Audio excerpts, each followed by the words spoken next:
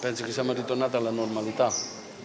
Prima stavamo fuori di testa, oggi siamo ritornati alla normalità.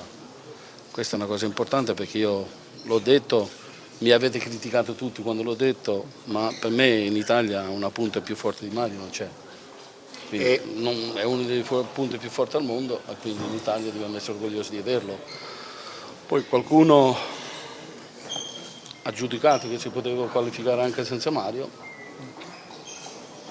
è il suo diritto essendo un paese democratico. Infatti la Serie A però è il territorio naturale, a questo punto Di Mario c'è, la Speranza, si è parlato di Napoli, ci sono tante società che stanno cercando di crescere il livello tecnico, è un'opzione spendibile a questo punto, considerando anche che a parametro zero guadagna tanto però. Ma prima di tutto non è totalmente a parametro zero, ma questi sono problemi miei. Per quanto riguarda Mario Balotelli in Italia, io già sulla prima domanda ti ho risposto che per me Mario è uno dei punti più forti in Italia, quindi chi ha in testa un progetto importante, ambizioso, oggi può fare un grande affare. Non credo che vale più la scusa di avere, diciamo, tra virgolette, paura del comportamento o non comportamento, perché credo che Mario negli ultimi 2 anni ha dimostrato quello che è oggi e quella che è la sua maturità, è un vice capitano di una nazionale e credo che come parte commercialista dica un grandissimo affare, comunque a parte tecnica dica un grandissimo affare, ma sta agli italiani sapere se vogliono fare questo affare o no. Carlo Ancelotti sembra, lo stimi tantissimo, l'arrivo di Ancelotti a Napoli potrebbe davvero spalancare le porte finalmente per un matrimonio Balotelli-Napoli? No, questo deve chiedere a Carlo, io credo che il Napoli lì davanti ha comunque 4 persone che occupano questa posizione, poi se ci sono ancora in agosto dobbiamo vedere.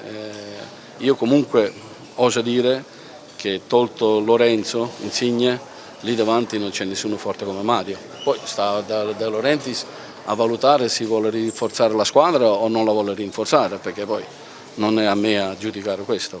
Ancelotti può fare quello che ha fatto Benitez quando è arrivato al Napoli, cioè che con una telefonata spostava top player, può succedere lo stesso anche con lui? Ma credo che, diciamo che non si discuta, diciamo, il marchio Ancelotti volendo. Credo che il Napoli ha fatto una scelta difficile, anche coraggiosa, perché per me Sarri comunque ha dimostrato un calcio moderno, un calcio nuovo, apprezzato in tutto il mondo. Carlo è un marchio che si sa, diciamo, un usato senza rischiare, no? E quindi ha grandi stimoli per venire a Napoli, vuol dire che si sente ancora un allenatore forte perché sa che è una squadra, cioè una piazza che pretende tanto e quindi credo che ha fatto una scelta giusta. È una garanzia anche per i giocatori eventualmente? Ma un grande allenatore sempre lo è, poi bisogna sposarsi, questo è difficile. Stasera a Football Leader ritira il premio Football Leader Manager perché insomma è stato votato così come tra le eccellenze dei manager mondiali.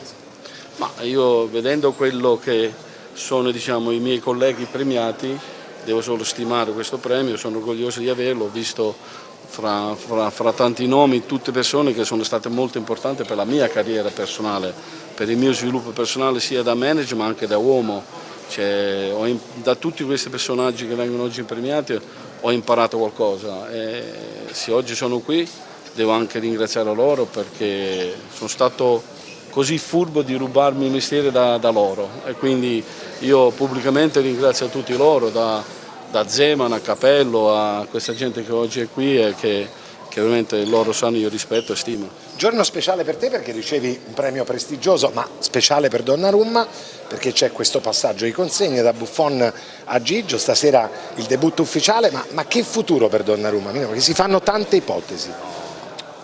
Bisogna sempre rispettare i tifosi, specialmente quelli più intelligenti.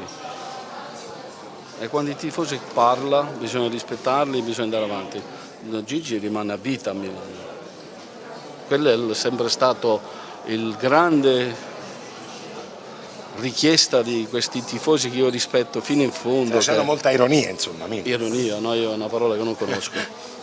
Gigi Donnarumma rimane a vita a Milano. È più facile che se vanno i cinesi che se ne va a Donnarumma.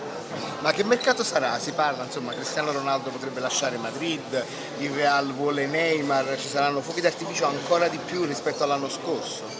Ma il calciomercato, come ho già detto tanti anni fa, perché la stampa italiana si dimentica quello che io ho detto nel passato, dovevo andare a prendere tutto quello che ho detto in passato per magari dire qualcosa di giusto, pure l'ha detto.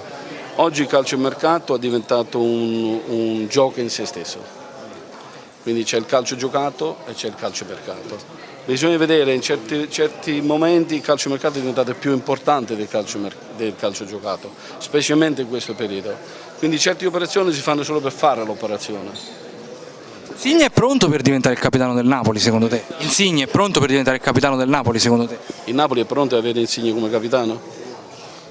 Perché quando una città è pronta bisogna rispettare le persone, nel bene e nel male. In Napoli certe volte troppo amore fa anche male, però non si può amare una persona un giorno e odiarlo l'altro giorno, perché allora non si capisce che cos'è l'amore e che cos'è l'odio. Quindi Insigne è pronto per essere capitano del Napoli, non so se il Napoli è pronto per avere Insigne come capitano. Mino, l'ultima domanda, ti chiedo se ci sarà la possibilità, se incontrerai il presidente De Laurentiis nelle prossime ore, considerando anche appunto che può essere... È qui di fianco, è nell'albergo di fianco. E poi se il figlio di Kluivert può essere un'opzione giusta per il nostro campionato, ormai è già da livelli diversi, no? No, per me Kluivert, uno è pronto di fare un passo quando si sente pronto. Il problema del passo è che l'Ajax non si vuole...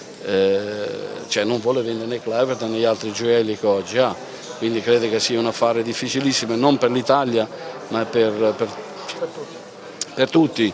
Per quanto riguarda De Laurentiis noi abbiamo un rapporto speciale, diciamo così, fino adesso abbiamo fatto poche cose ma credo che c'è un rispetto reciproco, non sempre vediamo le cose dal stesso prospettiva, con gli stessi occhiali, però questo non vuol dire niente. Io credo che se il Napoli oggi è nel secondo posto, quello che ha fatto oggi, deve anche molto al suo presidente. Poi uno può essere d'accordo, non può essere d'accordo, ma non si può solo criticare una persona quando le cose fanno male. Vedrete? Sì, se lui ha voglia di vedermi io sono qui a disposizione.